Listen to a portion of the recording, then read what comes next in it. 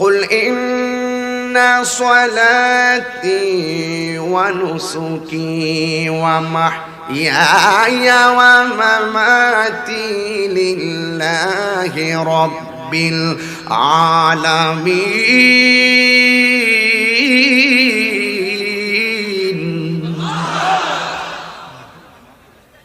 আমার জীবন, আমার মরণ, আমার কুরবানি, আমার সালাত একজনের জন্য।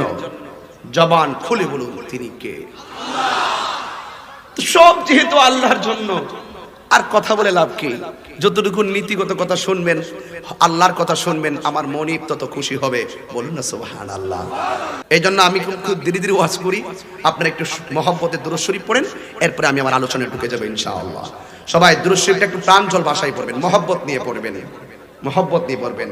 ইন্না দুআ মাওকুফুন বাইনা সামাই ওয়াল আরদি লা ইয়াসাদু মিনহু হাত্তা শাই হাত্তা তুসাল্লি আলা নবী সাল্লাল্লাহু আলাইহি ওয়াসাল্লাম লা ইয়াসাদু মিনহু শাই হাত্তা তুসাল্লি আলা নবী সাল্লাল্লাহু আলাইহি ওয়াসাল্লাম।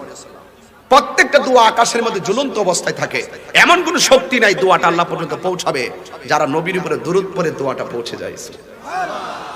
তাহলে এই রাসূল পাকের দুরূদ পড়তে কিন্তু কেউ কার্পণ্য করবেন না। বলুন আল্লাহুম্মা সাল্লি কন্ট্রোল ওয়া আলা আলি সাইয়্যিদিনা।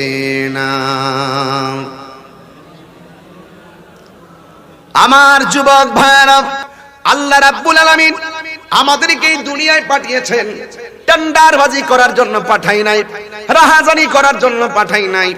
আল্লাহ রাব্বুল আলামিন আমাদেরকে মারামারি করার জন্য পাঠাই নাই, সন্ত্রাসী করার জন্য পাঠাই নাই, বোমাবাজি করার জন্য আমাদেরকে পাঠাই নাই। এখন আপনারা বলবেন হুজুর, তাইলে আল্লাহ রাব্বুল আলামিন আমাদেরকে কেন দুনিয়াতে পাঠিয়েছেন? আল্লাহ রাব্বুল আলামিন কোরআনে বলছেন, ওয়ামা খালাকতুল জিন্না ওয়াল ইনসা ইল্লা লিয়াবুদুন।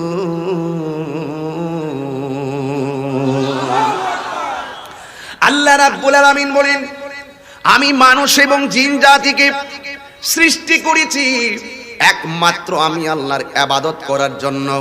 আল্লাহর জমিনে ইবাদত হবে একজনের। জবানটা খুলে বলুন তিনি কে? আর জবান খুলে দিলটা নরম করে বলুন তিনি কে? আল্লাহ আমাকে পাঠিয়েছেন। ও যুবক, এই আল্লাহই তো আবার কোরআনের মধ্যে বলে দিয়েছেন, ওয়াল আসর, আসরের শপথ, ইন্নাল ইনসানা লাফি খুসর। আল্লাহ রাব্বুল আলামিন বলেন নিশ্চয়ই মানুষ ক্ষতিগ্রস্ত। যদি আল্লাহ বলেন নিশ্চয়ই মানুষ ক্ষতিগ্রস্ত, তার মানে বোঝা গেল লাভবান হওয়ার কোনো সম্ভাবনা নাই। হ্যাঁ, এরপরে আমার আল্লাহ আদা খলা হাসা সাওয়া গায়রা এখন লাইসা মাদা মা খলা ইত্যাদি এগুলো হরফে ইস্তিসনা। এরপর আল্লাহ বলছেন ইল্লা, হ্যাঁ তবে, ওয়া আমিলুস সালিহা ইল্লাল্লাযিনা আমানু, ঈমানদার এবং ওয়া আমিলুস সালিহা, নেক আমলদার ছাড়া, ঈমানদার এবং নেক আমল ছাড়া যারা পৃথিবীতে আছে সবাই ক্ষতির সম্মুখীন হবে। কারণ সন্তানের জন্য অনেকে পাগল হয়ে যাবে, সন্তান করতে করতে আল্লাহ থেকে দূরে চলে যাবে, টাকা করতে করতে আল্লাহ থেকে দূরে চলে যাবে, পরিবার করতে করতে আল্লাহ থেকে দূরে চলে যাবে। আমার আল্লাহ রাব্বুল আলামিন বলেন, যদি আমি আল্লাহ থেকে কেউ দূরে চলে যায় তাহলে তার বিপদ সম্ভাবনাময়, তার বিপদটা নিশ্চিত।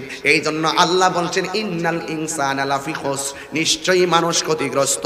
ও আল্লাহ, এই মানুষটাই তো তুমি আল্লাহ বড় মায়া করে বানাইছো, তুমি তো বানাইলা। লাকাদ খালাকনাল ইনসানা ফি আহসানি তাকওয়িম। অবশ্যই আল্লাহ রাব্বুল আলামিন বলেন আমি মানুষকে বড় সুন্দর নমুনায় বানিয়েছি। আল্লাহ রাব্বুল আলামিন কোরআনে বলেছেন ফি আইয়ি সূরাতিন মা শাআ রাক্কাবাক। আমি আল্লাহ মানুষকে, আমার সামনে আমার ডাক্তার সাহেব বসা আছে, শামসুর রহমান সাহেব বসা আছেন, স্যার বসা আছেন, ওসি তদন্ত ওসি মহোদয় বসা আছেন, আজিজি ভাই বসা, আলমগীর ভাই বসা, আমার বাবার নাম কি, আতাউর রহমান সাহেব বসা, এই যে লোকগুলা বসে আছি, আরে হাসবেন না, আরে হাসতে হাসতেই তো জীবন অনেকের চলে গেছে, কাঁদতে কাঁদতে অনেকের জীবন চলে গেছে। একটু ভালো করে তাকায় দেখেন, এতগুলা মানুষ এখানে বসলাম, একটা মানুষের সঙ্গে একটা মানুষের চোখের মিল নাই, একটা মানুষের সঙ্গে একটা মানুষের নাকের মিল নাই, একটা মানুষের সঙ্গে একটা মানুষের কানের মিল নাই, একটা মানুষের সঙ্গে একটা মানুষের ঠোঁটের মিল নাই, অথচ চোখ ঠিকই আছে, কান ঠিকই আছে। হাজার হাজার লাখো মানুষ আজকে যারা সাতক্ষীরার জমিনে এসেছো, হাজার হাজার মানুষের ভিতরে তাকায়া দেখেন, একটা চেহারার সঙ্গে একটা চেহারা মিলে না।